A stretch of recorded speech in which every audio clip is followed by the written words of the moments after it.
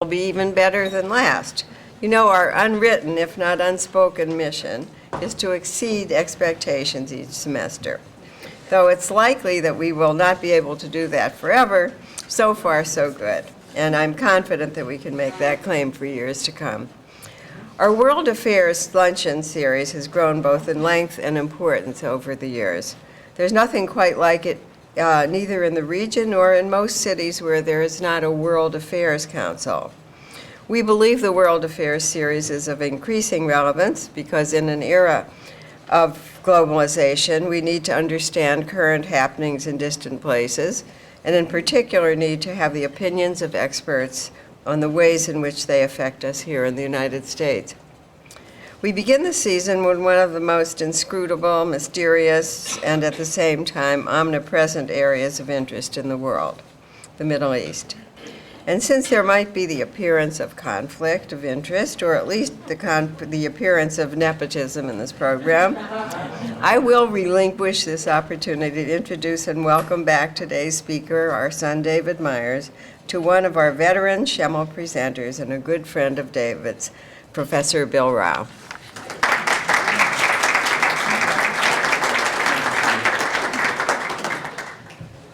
Thank you, Sandra, and welcome, friends. I will be brief. I'd like to have our time spent in conversation with David. It's an honor and a pleasure to play this role for you, David, to invite you here. A friend for whom I have warm affection and confidence of judgment. I'd like to say a few things which you could all discover by Googling David's name, because the occasion calls for it, but I won't linger over those details. David was educated in his undergraduate work at Yale and then completed his doctorate at Columbia in '91, and shortly thereafter joined the Department of History at the University of California at Los Angeles, UCLA, where he became Director of Judaic Studies there, Assistant Chair in a sizable department, and now serves as Chair of the History Department. The last time I checked, I think there were 100 plus members of this department, so this is a department the size of some universities or colleges. David is an intellectual historian. I suppose historians are intellectuals, but he is a historian concerning intellectual things. That is to say, ideas and the movement of them and the indebtedness of them to their historical context, the traditions out of which they grow.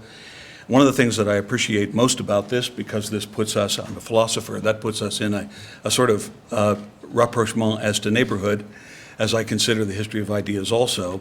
But I consider David a philosopher in spirit for the following reason, that is that he is interested in the history of what he does. He applies his own discipline to itself, and he's interested in the historiography of the activity we call historiography, if that makes any sense. History is sometimes what we study, and it's sometimes what historians do. So come to find out, you can do the history of history, which is a large part of what David does, and which thrills me and no end. But just to mention a couple of titles which are of note, when David and I met in '95, his Reinventing the Jewish Past was just appearing. This was a book-length discussion of the history of Jewish historiography concerning Jewish history in Israel. And then in 2003, a book on historicism that I was alluding to in commenting on the importance of intellectual history for David. And then more recently in '08, a book entitled Between Jew and Arab, The Lost Voice of Simon Ravidovich. And I'm sure I'm not alone in feeling a profound debt to David for making this person and his thought alive for us, because he translated a passage that I would like to read. And this would be with respect not only to today's topic and the beginning of our Schemel season, but also out of acknowledgement that soon Independence Day will be upon us. And this remark from Simon Ravidovich reflects this sort of sensibility about nations. I still hold to my vow regarding foreign policy. Those who have discussed this matter before and after 1948 speak in exaggerated terms of the sovereignty of foreign policy. For the most part, the state of Israel has not the slightest possibility of choosing its own course as if it is able to make the sun rise and set in its relations with the outside world. Everything is predestined for her in the present, and the present is not brief. And she is not alone in this regard. Several states greater and more powerful than she have lost the ability in recent times to determine affairs outside their borders in their foreign policy. Perhaps not a word to the powerful, but certainly a word to the wise. Reminds me of something that may ring familiar in your ears, an author by whom the Christian tradition knows as St. Paul. Shaul of Tarsus says in the English authorized translation, "Beware if ye stand, lest ye fall."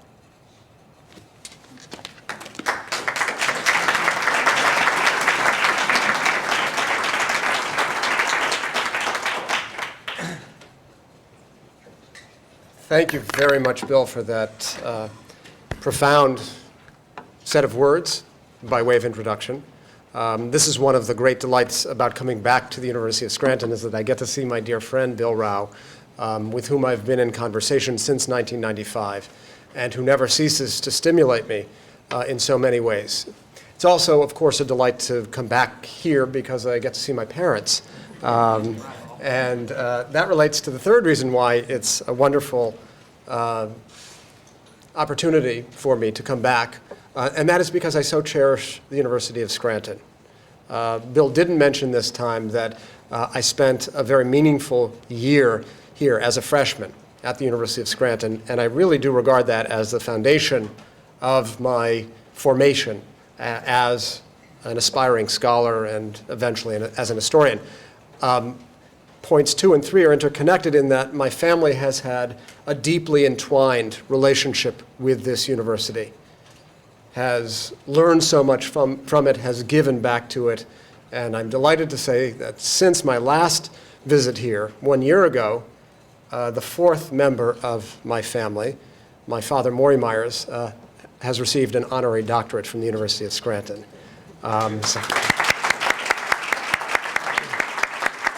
And if you haven't yet had a chance, his very stirring words to the graduating class of MA and Ph.D. students is available on YouTube for your viewing pleasure. Okay, so let us begin.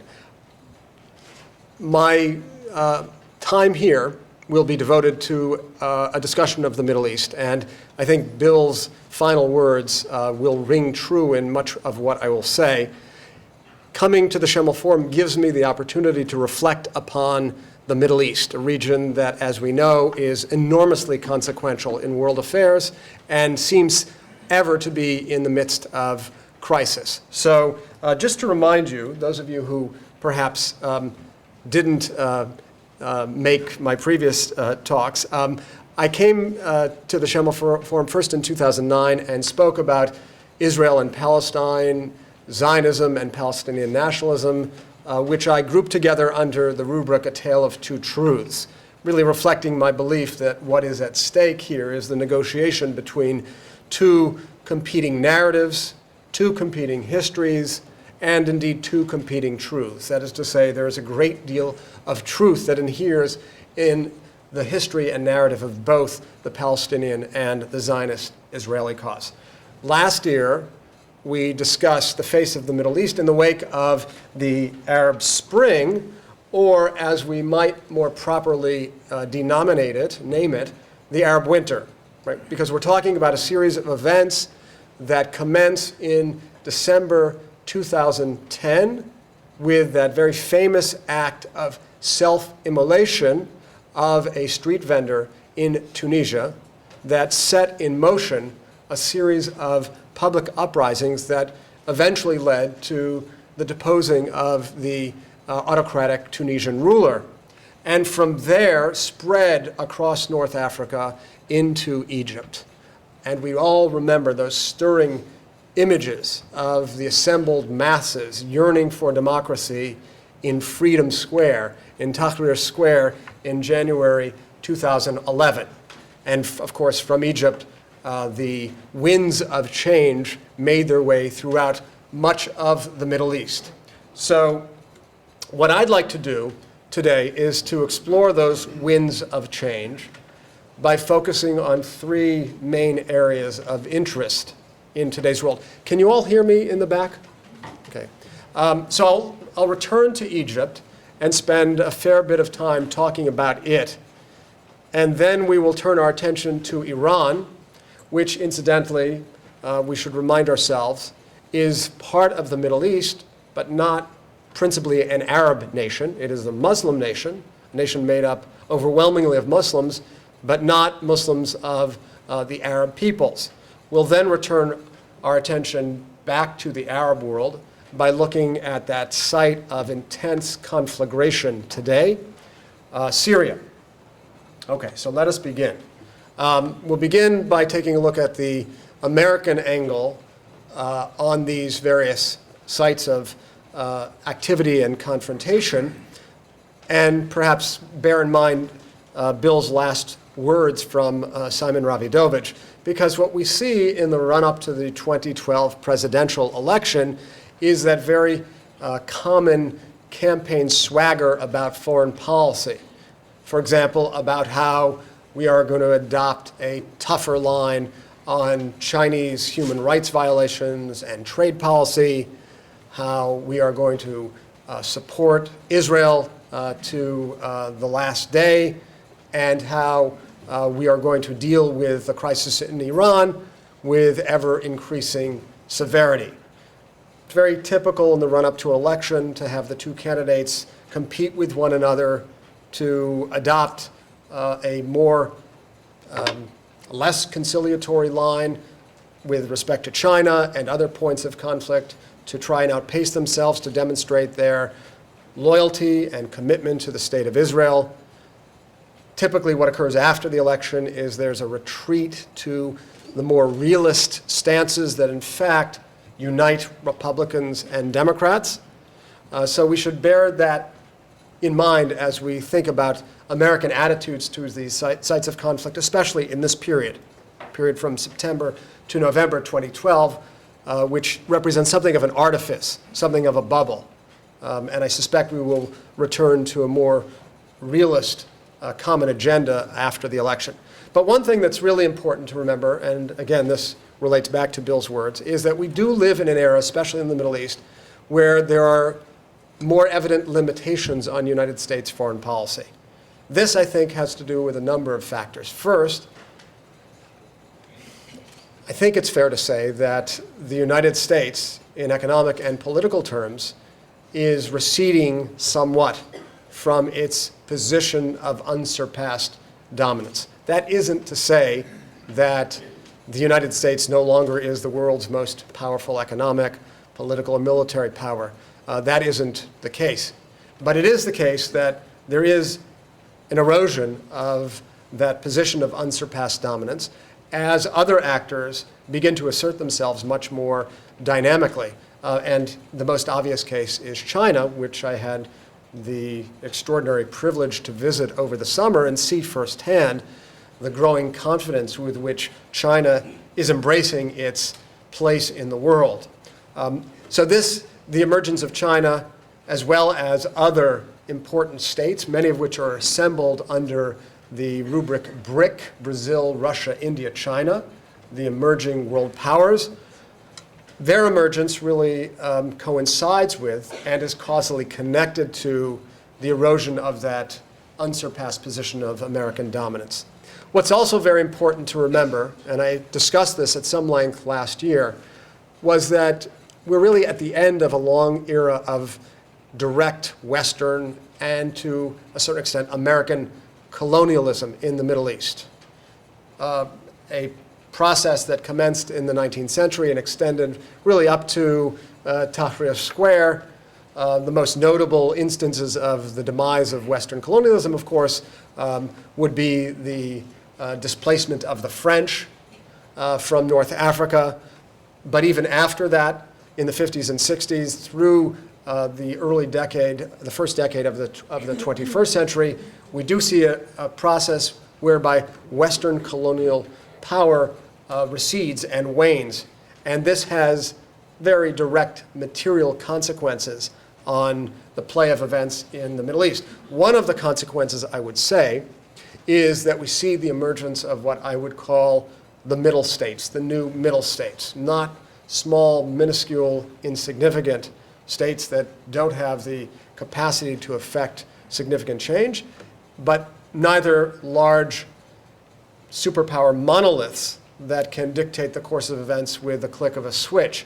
What we have are the emergence of very important middle states in the Middle East, three of whom I think are particularly notable. And one of them I won't devote much attention to, though we, of course, can discuss it in the question and answer period, and that is Turkey, another significant Muslim, though not Arab state, Iran, which we will talk about, and Egypt. Each of those states has already become a significant player and actor in Middle Eastern affairs, and I think will play a very important role in shaping the general contours of the Middle East in the near and intermediate terms. But let's turn our attention to Egypt, which is the most populous Arab country and has been really the center of the rise of modern Arab culture and nationalism.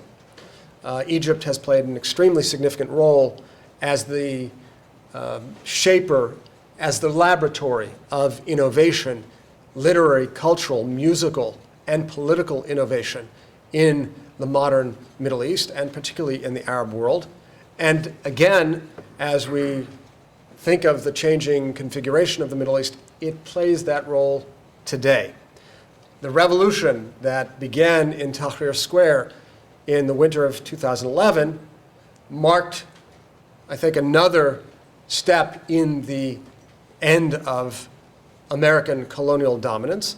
It also marked the end of a very long period, a half-century period, of secular and often autocratic rule in Egypt and as such in the region more generally.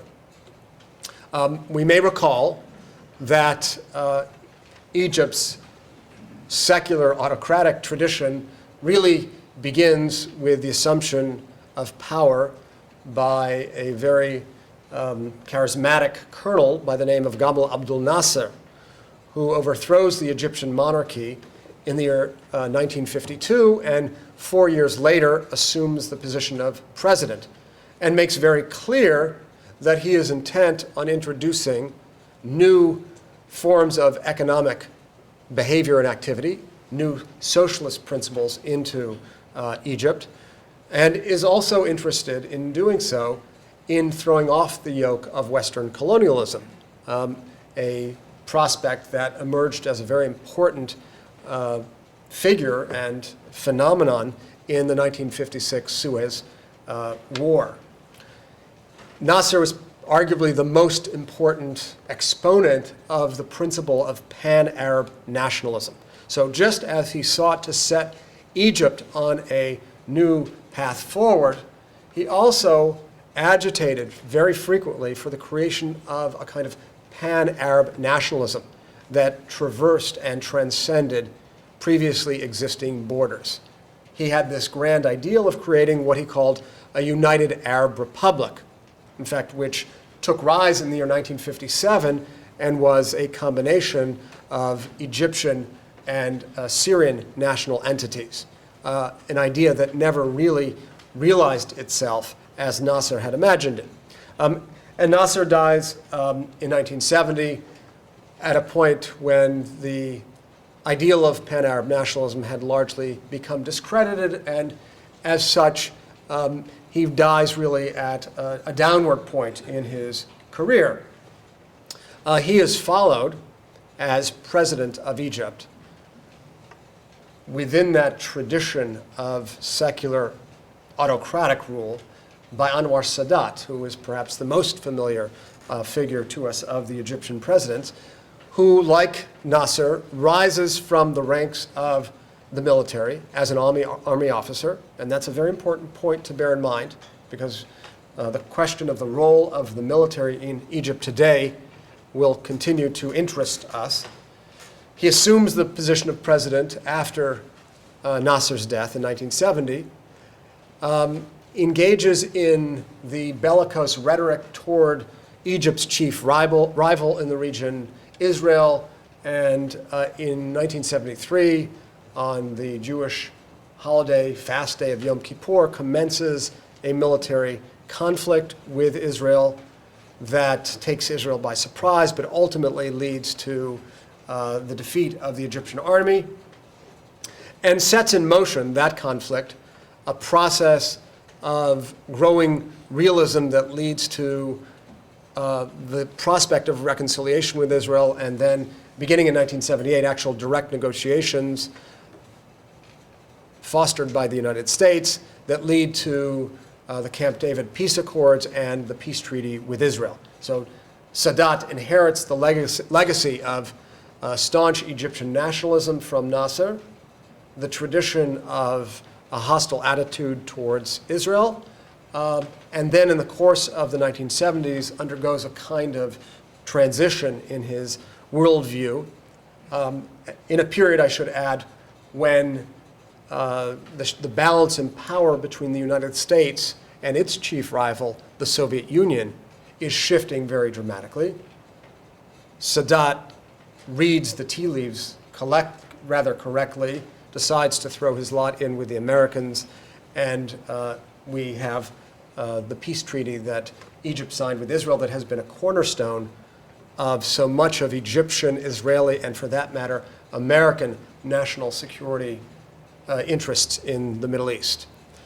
Indeed, Sadat became a strong American ally, and in part because of that association with the United States, as well as his commitment to the peace treaty with Israel, he is assassinated by a group of militant Islamists in the year 1981. The third figure in this tradition of secular rule in Egypt is Hosni Mubarak. Again, comes from the ranks of the military, a military officer, an Air Force officer who served from 1975 as Anwar Sadat's vice president. He assumes the reins of power upon Sadat's death and continues the tradition of a close Egyptian association with the United States. That not merely or principally because of an affinity between Egyptian and American values, but because it is a strategic alliance that brought very considerable economic and military benefit to the ruling class in Egypt. As many of you know, the United States has made massive financial commitments to Egypt since the time of Sadat that continues to this day, and we'll have an opportunity to discuss how it continues in a minute. As part of that rather remarkable convergence of forces in Tahrir Square and the Egyptian revolution that so quickly took root, Mubarak is forced out of office in February 2011, and that really inaugurates a new era in the history of modern Egypt. Up to that time, the United States had forged very strong relations with the secularist regime. Not so much with Nasser, but beginning with Sadat in the 1970s. And indeed, that was an important foundation of American foreign policy, to forge relations with secularist forces. We did so in Egypt. We did so, of course, in Iran, as we'll see in a minute. And we did so from the time of Ataturk in Turkey. That strategic alliance, that strategic decision, was based to a great extent upon a fear of the Islamist components in many parts of the Middle East. That is to say, those who are committed to introducing one form or another of an Islamic regime in the Middle East. Well, the United States now has to recalibrate and recalculate its prior positions because Egypt, the most significant strategic ally of the United States in the Arab world, no longer has a secular regime. What followed the demise of Hosni Mubarak was a period of uncertainty that eventually led to the rise of a new president, Mohammed Morsi, who is a Muslim brother. That is to say, he is a member, or until very recently was a member, of an organization called the Muslim Brotherhood. Well, you might ask, what is the Muslim Brotherhood? That is an organization more properly known as the Society of Muslim Brothers, established in 1928 by a man named Hassan al-Banna, who sought already in the 1920s to throw off the yoke of Western influence that became especially prominent in the First World War, when Western soldiers made their way throughout the Middle East and imported new values into traditional societies. Al-Banna sought to really throw off the yoke of Western influence and restore Islamic values and indeed Islamic law, Sharia law, law based on the Quran, into Egyptian society. The success of this message began, the initial success of it was rather limited. As we see, in 1936, there were only 800 members of the Society of Muslim Brothers. But little more than a decade later, there were 500,000. And now there are millions of members in Egypt, and for that matter, throughout much of the Arab world. So what explains the meteoric rise of the Muslim Brotherhood? First, notwithstanding the symbol of the organization that you see, throughout much of its recent history, the last 40 years, when it really has become a significant factor in Arab politics, it has largely eschewed violence. Earlier in the history of the organization, members of the Muslim Brotherhood undertook assassinations or other violent acts in order to promote the ideals of the organization.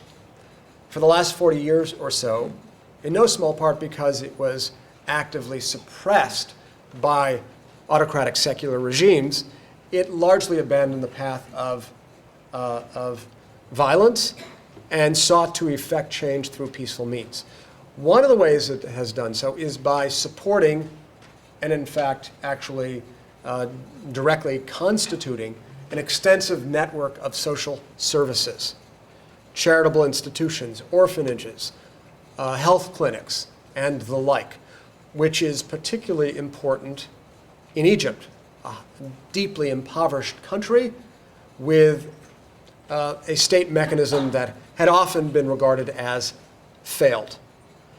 Into the void steps the Muslim Brotherhood and fills that gap through the provision of essential social services, which creates a sense of indebtedness and loyalty to the Brotherhood from those who benefited from its provision of social services. This, by the way, is a recipe that has proven to be successful in many parts of the Middle East, including in Israel. For example, the traditionalist Sephardi Mizrahi party Shas also has established a rather extensive network of social services that we might say, with a degree of analytical acuity, is not unconnected to its electoral success. There's indeed a close connection and and most certainly a strategic calculation in the investment in social services. So the Brotherhood has managed to gain a very significant stronghold in Egyptian society because of the provision of social services. At the same time, for the secularists in the Arab world, and certainly for the United States and many other Western powers, the Muslim Brotherhood represents a certain threat because it undermines the very principle of secular rule. Accordingly, until quite recently, the Muslim Brotherhood throughout much of the Middle East has been forced to the margins, sometimes even to a position in the underground. In the underground and on the margins, curiously, the Muslim Brotherhood has forged alliances with secularist opponents of the current regimes.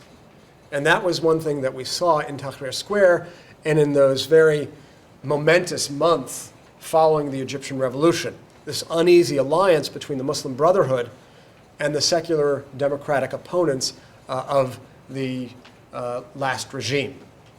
An alliance that continues to unfold, and we will be very anxious to see how it develops. The two joined forces to foment opposition, change, and revolution, and leading up to the deposing of Mubarak. And yet at the same time, that new alliance did not altogether displace the role of the military from Egyptian political life. In the months after the revolution, and indeed even since the election of President Morsi, the Egyptian military has continued to play an extremely important role in Egyptian national life. In fact, the chief political actor until very recently was not the president, but rather the chief of SCAF, the Supreme Council of the Armed Forces, Field Marshal Tantawi, who is pictured here on your left, who was a close ally of Hosni Mubarak throughout the 30 years of Mubarak's reign. The military was looking on with grave concern at the events that unfolded in January 2011, the events that brought together the secular democratic opposition and the Muslim Brotherhood. On one hand, the military did not want to be seen as a force of oppression. On the other hand, it had its own interest to safeguard. Ultimately, in June 2012, the military assented to the conduct of elections for the position of president of Egypt. And in that election, an old guard candidate supported by the military ran against the upstart Muslim brother Mohamed Morsi. To the surprise of many, Morsi won the election, or more accurately, the military allowed Morsi to be elected president. And what's interesting about this election is, though the military supported Morsi's opponent, Ahmad Shafiq, it's reasonable to assume that the United States, in fact, supported Morsi. And this represents a very significant shift in American policy toward the Middle East. Why would the United States support a candidate who comes from the Muslim Brotherhood? Because the United States recognized that it could no longer be seen as an agent of stasis in the midst of such massive change.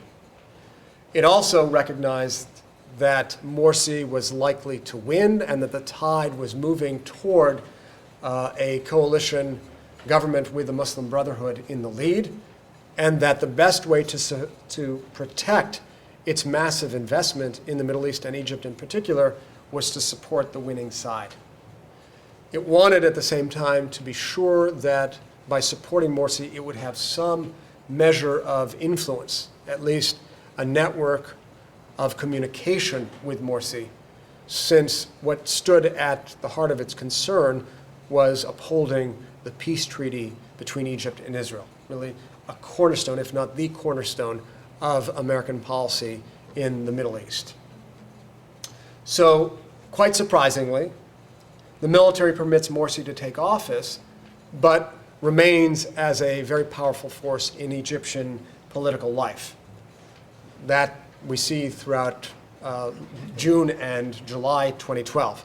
Then in August, the pace of change is accelerating.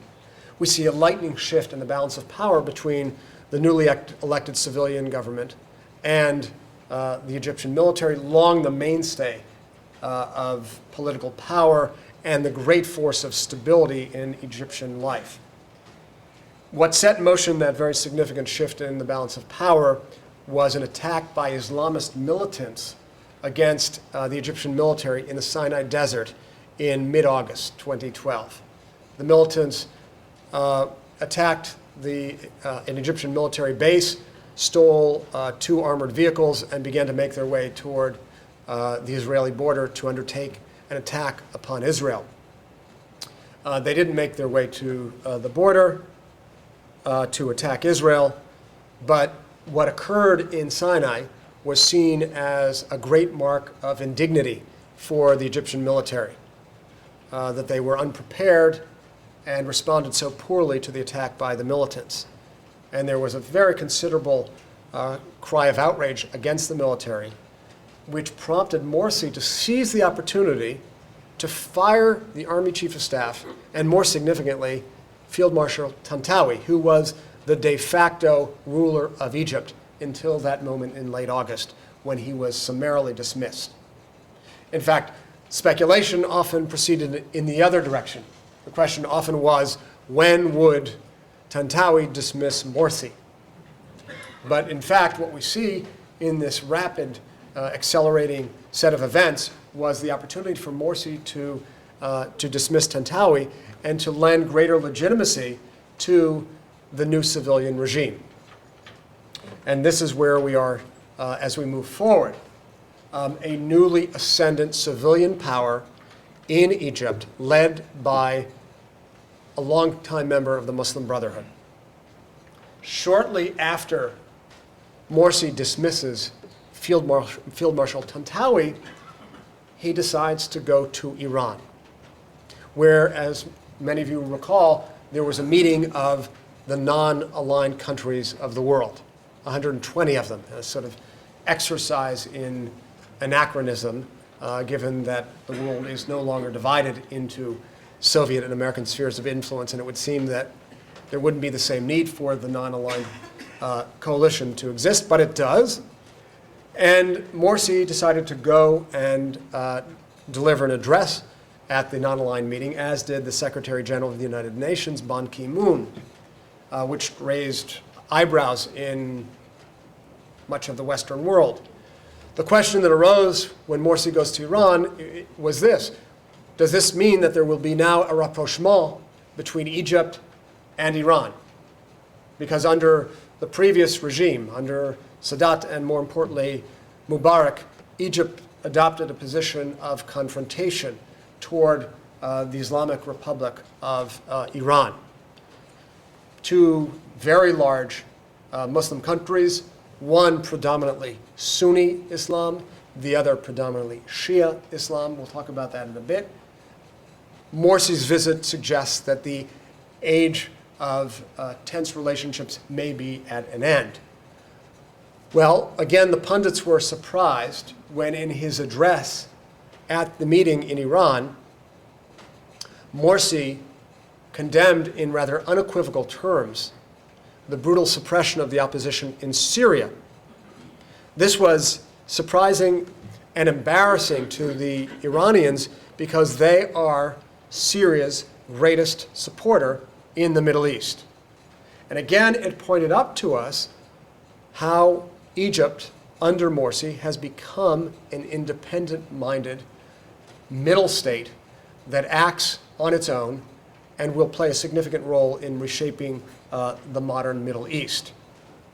Again, speculation was confounded by Morsi's speech.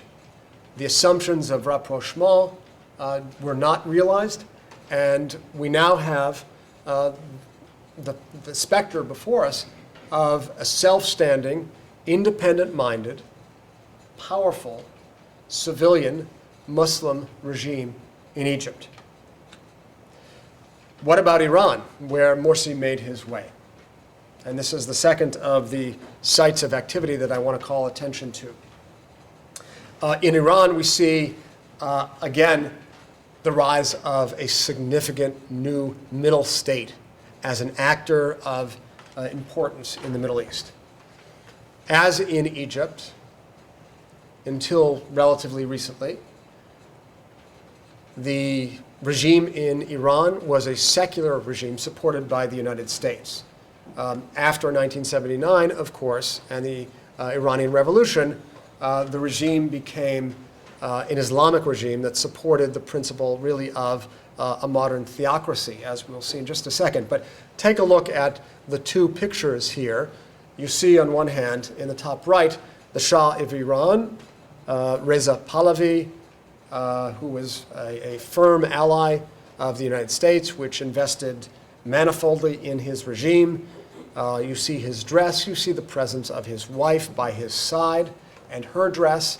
Contrast that to the visage of Ayatollah Ruhollah Khomeini, who was the guiding force behind the Iranian Revolution, and really the architect of the modern theocratic regime in Iran.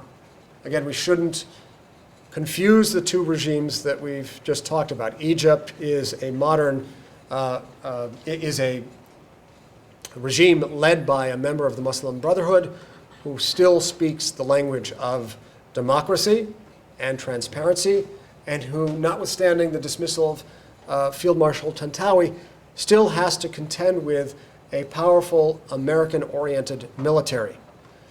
In Iran, the yoke of American influence was thrown off altogether, and a different model of rule came into play. That is to say, a regime, a polity, which really operated according to the principles of the Quran and the most significant interpreters of the Quran. What we might call a theocracy in the rather literal sense. Iran is a country which is dominated by the Shia brand, a denomination, if you will, of Islam. Nearly 90% of Iranians are Shiite, opposed to about 75% of Egyptians who are Sunni. Shiism differs from the Sunni tradition in its understanding of succession after the death of the founding prophet of Islam, Muhammad, in the year 632 in the Common Era. Shias think that successors to Muhammad must have been related to him, whereas Sunnis believe that succession to Muhammad could be based on the consensual opinion of the new religious leadership. So notions of leadership differ quite dramatically between the two, and it's fair to say that Shia Islam favors a more centralized notion of leadership, especially in the form of the imam, the guiding spiritual ruler of the Shia world.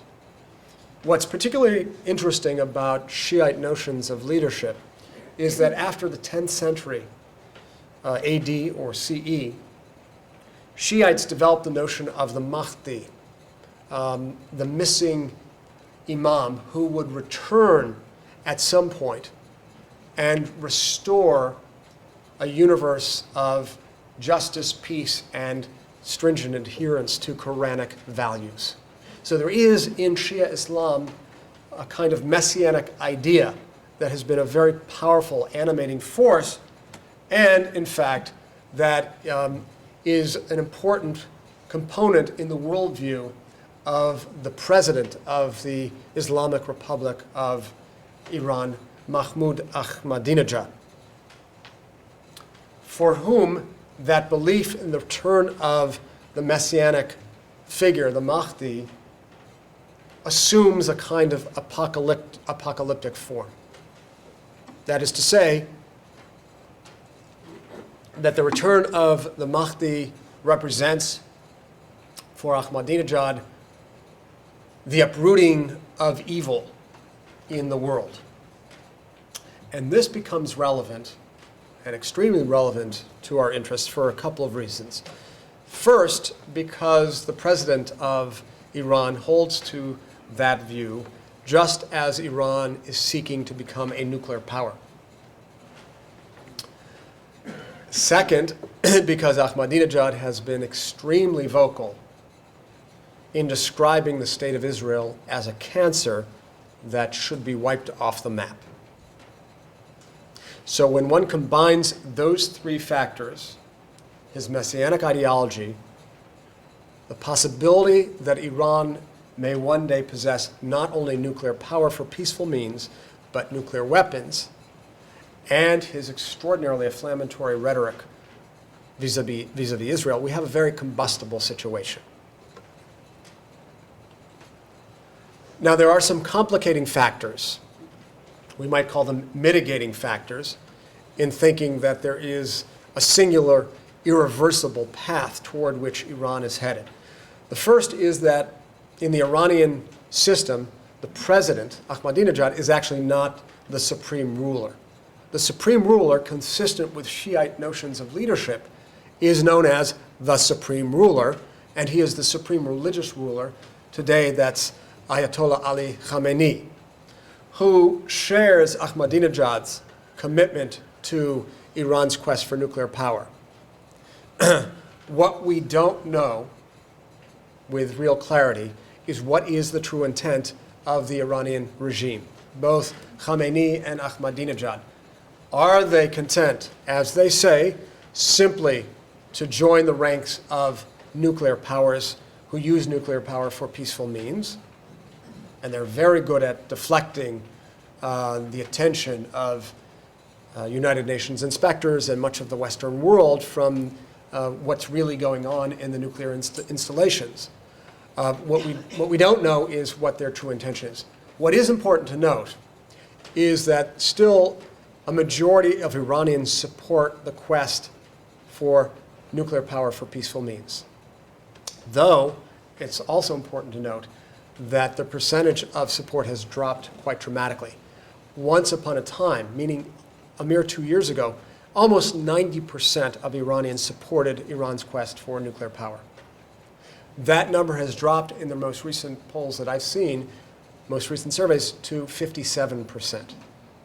So that's a very significant shift that suggests that sanctions, international sanctions, may be having an important effect.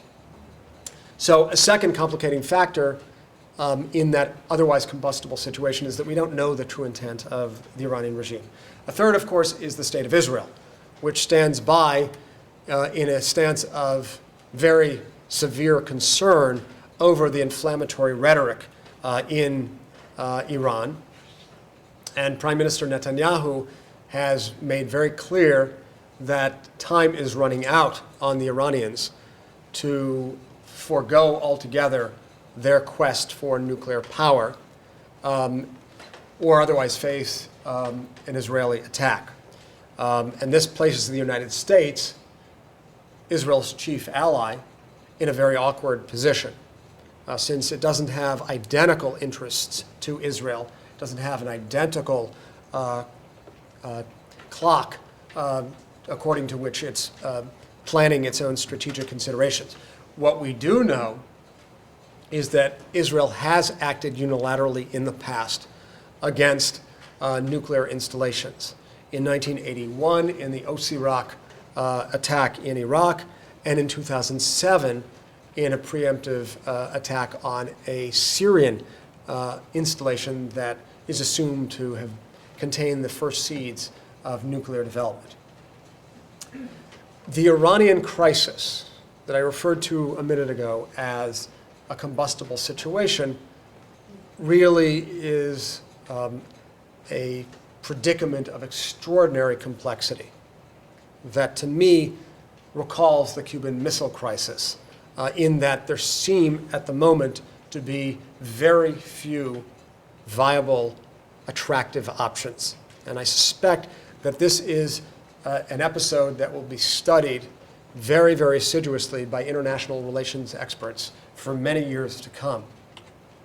What are the policy options that seem to exist? Well, there is a regime of sanctions imposed by the West, led by the United States, encouraged by Israel, that has increasingly placed a burden upon Iran, and particularly the Iranian population. There are reports of the difficulties that Iranians now face in receiving health care as a result of these economic sanctions. There's evidence that the Iranian economy is very seriously sagging as a result of these sanctions. So in certain aspects of Iranian life, sanctions seem to be having a serious effect. But they have not brought to a cease Iranian efforts in creating the essential framework for nuclear power. And this leads to consideration of a second policy option, which is the option of a military attack. And would that attack come from Israel alone? The assumption is if there would be an attack by Israel alone, it would have to come before the American presidential election. Because after the American presidential election, there'd be much less sympathy for Israel on the part of the Americans, whereas President Obama, up to the election, would be loath to criticize a unilateral Israeli attack. What's also not clear about that possibility is whether it would have any significant effect in setting back the assumed quest for nuclear power of the Iranians. What seems more viable as a military option is a combined Israeli-U.S. military attack. In fact, the United States and Israel already joined forces on a cyber attack that was effective in forestalling further developments in an Iranian nuclear installation for about a year. But the question that arises out of that possible combined attack is what would be the collateral damage, what would be the damage to those around the installation, and then what would the Iranian response be? The assumption being that the way in which Iran would perhaps most effectively, as it were, respond would be to attack what are known as soft targets outside of the Middle East. Most likely American or Jewish targets the world over that are not defended by hundreds of or thousands of military personnel. So that is option 2. Option 3 is containment. Containment. The assumption that there's relatively little that can be done to prevent Iran from gaining nuclear power and perhaps from there nuclear weapons. And if so, then what one needs to draw back to is the doctrine of mutual assured destruction that was an important inhibiting factor in the Cold War. That is to say, the assumption that Israel and the United States possess a large, massive trove of nuclear weapons. Iran possesses a small trove of nuclear weapons. Iran would not dare initiate a nuclear attack because it knew that it would be obliterated from the map. So that doctrine of MAD is closely connected to the notion of containment, though we don't know if the same logic would obtain in the Iranian case. One very considerable fear that issues from the policy of containment is that if Iran develops nuclear weapons, it's safe to assume that a number of neighboring states will very quickly try to get nuclear weapons themselves, most particularly Saudi Arabia, which is very, very fearful of a nuclear Iran. And that raises the prospect of a major nuclear arms race in the Middle East. So where do we stand? Well, it would seem that in facing the Iranian threat, American options are quite limited. Israel plays a role on the front line. Many Sunni Islamic countries are quite frightened by Iran, and yet Iran marches forward with its own independent course, perhaps seeking to attain a position of regional dominance. Here again, we see the rise of the independent-minded middle state, and that brings me finally in conclusion to the last site that I'd like to discuss just briefly, that is Syria. What's interesting about Syria is that it places all of the middle states that I mentioned at the beginning on opposite sides. Turkey and Egypt on the side of the Syrian opposition, Iran on the side of the Assad regime. In fact, Iran has forged a very unlikely alliance with Syria. Unlikely because Iran is a Shiite Islamist regime. Syria, for the last 40 years or so, has been a secular regime, an avowedly secular regime, dominated by a small offshoot within Islam known as the Alawi, regarded by many Muslims as not fully Muslim. And so it's rather striking to see the Iranians, with their notion of doctrinal purity, forging an alliance with Syria. It's very much an alliance of convenience. Syria has been dominated by one family for the last 40 years, the Assad family.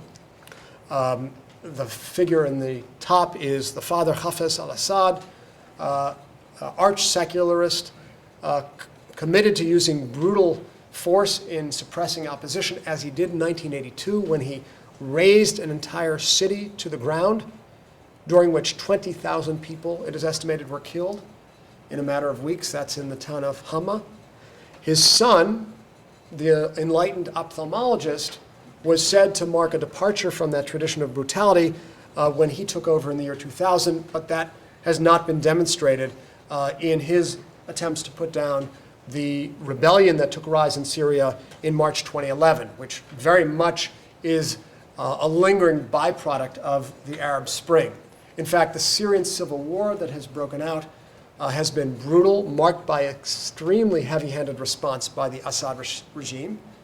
The opposition has been dispersed and scattered, but nonetheless very persistent. And here too, like in Egypt, we see an alliance of Islamist and secularist forces. Tens of thousands of people, it is estimated, have been killed in the conflict. Hundreds of thousands of refugees have been created, sent across the borders into Turkey and Jordan. Assad, the son, seems to believe he can survive, though the odds of that are, I think, quite small. What's at stake? Well, in Syria, an ongoing dictatorship that is known for its just wanton violation of human rights. We don't yet have a clear sense of what an opposition would look like. Just as in Libya, there's not yet a clear sense of what the erstwhile opposition, now ruling parties, will foment and cement themselves into. What is important to note is that if and when Syria falls, this will introduce additional instability into the region, because Syria is really the dominant power not only within its borders, but in neighboring Lebanon. Lebanon is a kind of proxy state for Syria, and Syria has supported what is now the most important political and military force in Lebanon. That's the Islamic group Hezbollah, which has been significantly weakened because its support for the Syrian regime has made it extremely unpopular in the Arab world. And a weakened Hezbollah is perhaps more dangerous than a powerful Hezbollah. As a way of deflecting attention from its own unpopularity, it may seek to act militarily southward, which is to say towards Israel, and unleash some of its tens of thousands of missiles towards Israel as a way of deflecting attention. That's one possible outcome of the instability in Syria. What is also likely to be the case is that the Syrian-Iranian alliance will be altogether altered by the developments in Syria, and in fact, if a opposition party takes rise, it will be broken. So, by way of very quick conclusion, I just want to call our attention to two countervailing forces in the Middle East today. A resurgent Islamist movement, on one hand, evident in the Muslim Brotherhood, in the Iranian regime, in some of the opposition in Syria, and on the other hand, emerging out of the Arab Spring, a much greater push for democracy and transparency after decades of autocratic rule supported by the West. Can these two vectors meet? Can these two forces be reconciled? Turkey offers up one model, the model of a relatively successful reconciliation of the two. Iran is another, though the perennial question is how long can the rule of the mullah class, the clergy class in Iran last?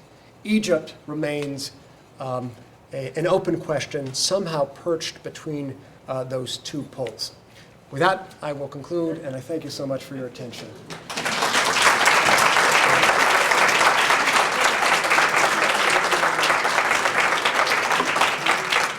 I'm very happy to answer any questions or engage in conversation with you. Yes, please. I'll take one of your questions. Is Turkey a model for Egypt or the other emerging models? Yeah. So the question is, is Turkey a model for the other countries? My own sense is that yes, Turkey is a model to be followed, which isn't to say that it's an optimal model. It's not a model that will provide comfort and solace to American policymakers because it's independent-minded. Prime Minister Erdogan and his Freedom and Justice Party are an Islamist group. They are pushing for the insertion of Islamic values into Turkish society in ways that upend the tradition of arch secularism represented by the founding father of modern Turkey, Ataturk, and the Turkish military. So there's something discomfiting about that to Western eyes. On the other hand, Turkey has demonstrated an independent-mindedness and a commitment to supporting democratic values beyond its borders, as indeed it has in Syria. My sense is that we're not going to do better than Turkey. That's a sort of very realist sense. We probably can't expect to do better than Turkey. The days of the Shah of Iran or Mubarak are gone. What we have to understand is that Islamism is here to stay. Democracy in the Arab world will necessarily be, in the Arab and Muslim world, will necessarily be inflected by Islamic values. We have a spectrum of possible iterations of that inflection, and that Turkey probably represents as good as it gets from the perspective of the West. This, of course, ignores the fact that Turkey has been quite brutal in suppressing, for example, the Kurdish opposition in its own country. So we're not talking about a perfect democracy, but we are talking about democratic values coexisting with Islamic values in a new model middle state. Rabbi? You've been talking a lot about Islamic values. Looking at the historical difference in the way of thinking between the Eastern world and the Western world, and the statement that the Muslim Brotherhood had been suppressed because of the situation, so to speak, is there a danger that the difference in thinking might produce something that we just don't expect? Sure. Yeah, of course there's a danger in a form of Islamism taking rise that is altogether antithetical to values that we hold dear. I think that's certainly a possibility. I think that's what happened in Iran. If I were an American policymaker, though, I would say that given that the days of assuming that we can extirpate Islamism from Arab and Muslim public life are over, what can we do to exert a tempering influence? What can we do to demonstrate a shared commitment to those values that both societies have in common? What can we do by way of support to introduce values that we hold dear rather than establish a policy of antagonism? So I think this was the calculation in the U.S. in the State Department's support of Morsi over Shafiq. Shafiq would be the obvious person for the United States government to support, but the State Department understood that he was that he was really the agent of reaction in a time of dynamic change. And so this is the new world we inhabit, and I think America and the West are going to have to do business with Islamic regimes and Islamist regimes throughout the Middle East.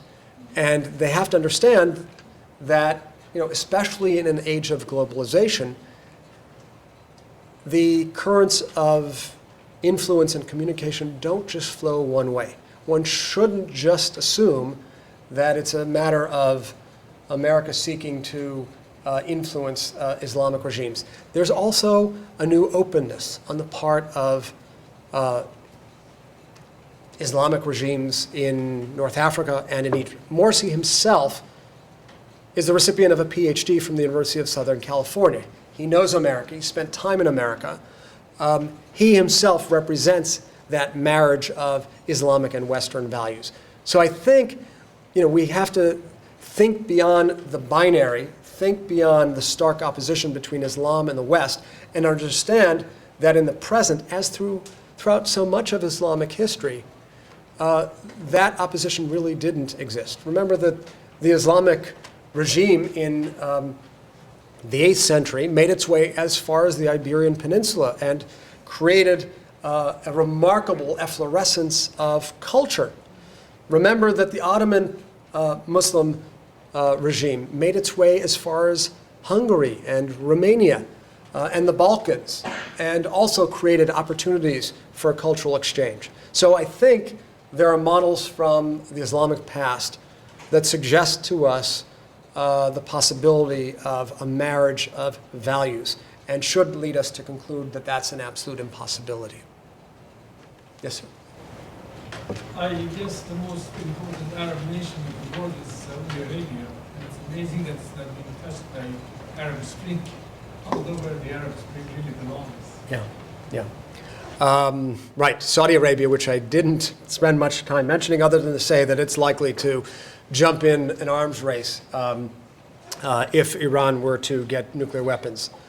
Yes, untouched by the Arab Spring, it would certainly seem. So buffeted by American support, deemed such an essential cornerstone of American defense, national security, and foreign policy that the windows through which the winds of change might pass have remained shut. How long that can remain the case? How long that can remain the case is, I think, a very, very important question. And I must confess that Saudi Arabia remains, in part because it has been closed to Western cultural influence for so long, something of a mystery. I don't have a good sense of what the forces are on the ground that would allow for change. Seems to, from the outside, it would seem there's not an active secular democratic movement as we find in Syria and Egypt, but we do know that there is growing discontent with the rule and role of the massive Saudi royal family. And there is that brittleness. What's interesting is that it still remains a cornerstone of American foreign policy to prop up that regime, as the United States has been encouraging other regimes, including other autocratic regimes, for example, the regime in Bahrain, to become far more responsive to opposition forces. That may remain the last remaining bastion of autocratic rule that the Americans support because it's so essential for national security. Oil and the use of bases from which to engage in military operations.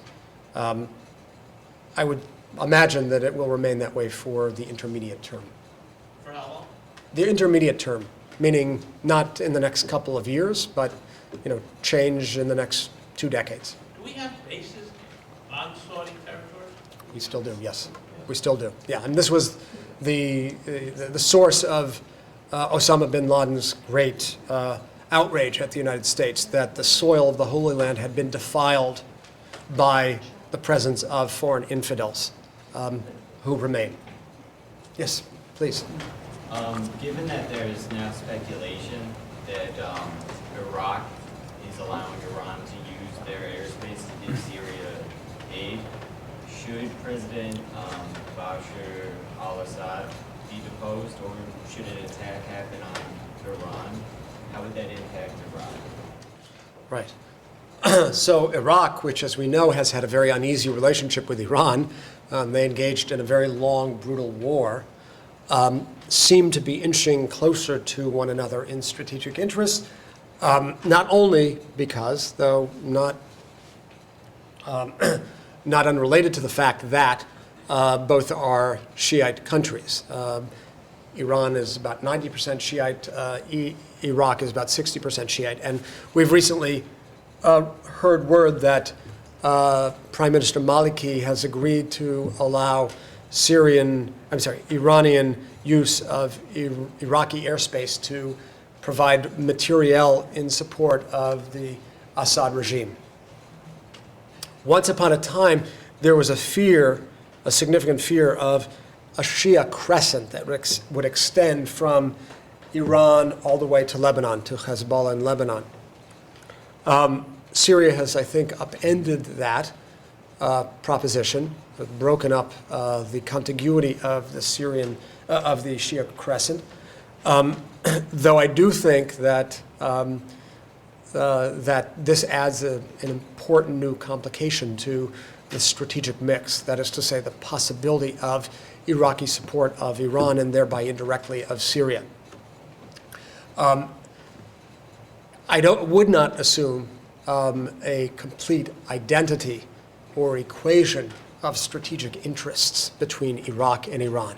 I wouldn't dismiss the deep enmity that exists between those countries at the popular level, as we note this fleeting alliance of strategic interests. If Syria falls, I think it's going to be a kind of grab-all situation in which both Iran and Iraq, quite independently, will seek to expand their respective spheres of influence. It's hard for me to imagine them acting together in concert.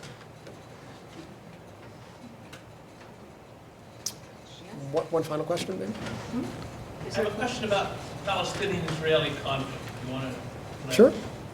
It's always a quick conversation. In last week's New Yorker magazine, I'm sure you saw this. I did. David Rebnick Yeah. did a story on a former Israeli Mossad head, Meir Dagan, in which he referenced two Israeli journalists who after the '82 invasion of Lebanon,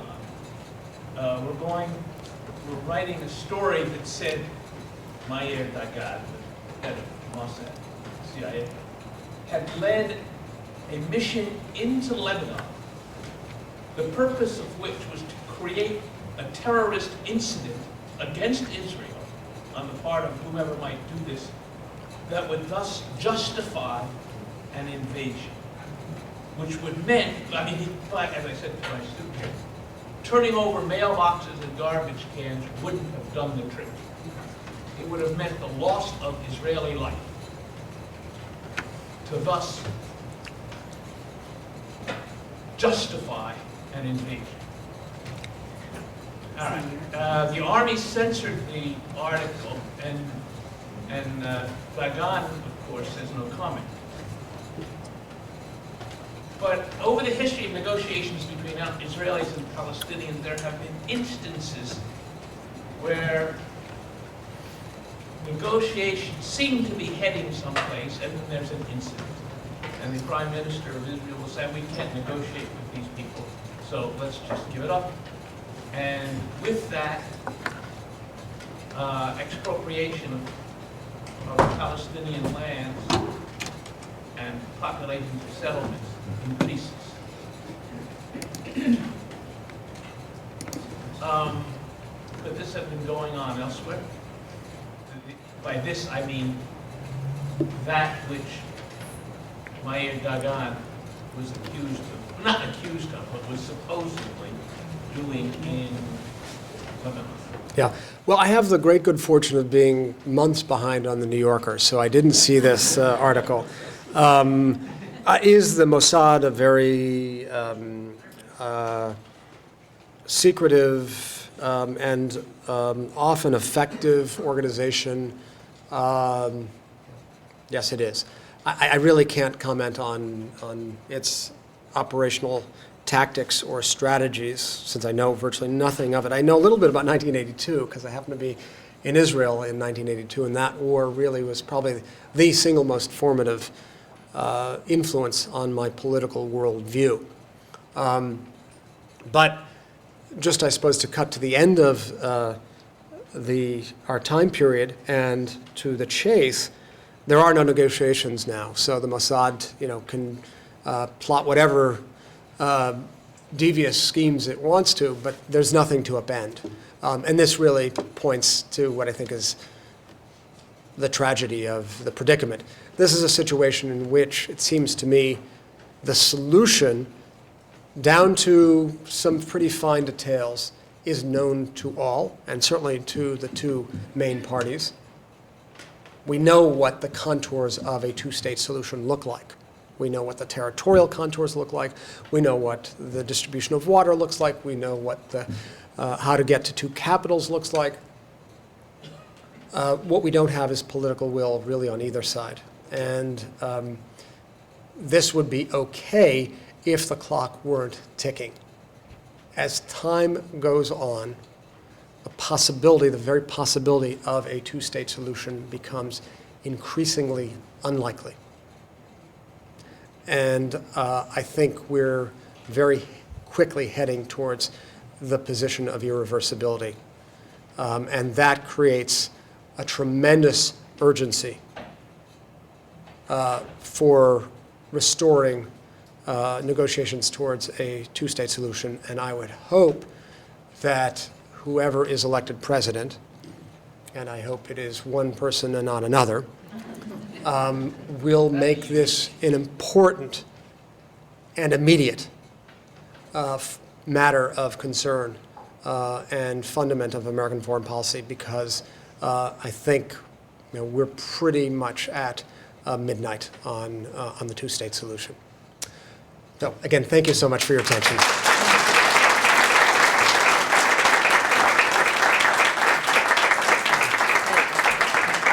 Now, we didn't promise you comfort, but we did sort of promise you insights, and I think we certainly are deeply in David's debt for giving us some important insights. So thank you very much, David.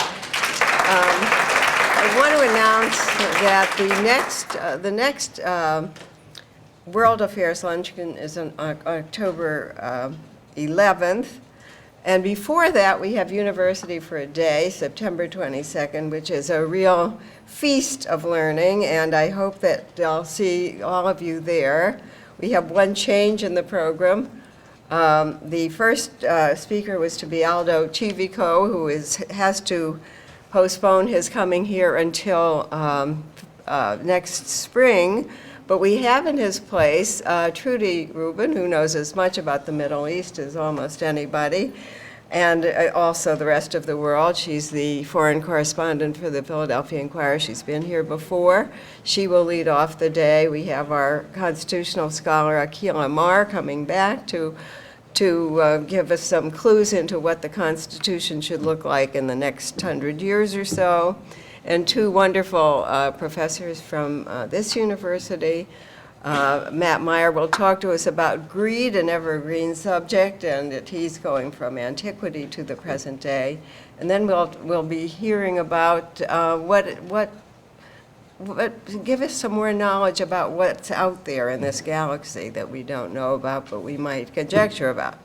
So I'll see you hopefully on September 22nd, and surely on October 11th. Thank you.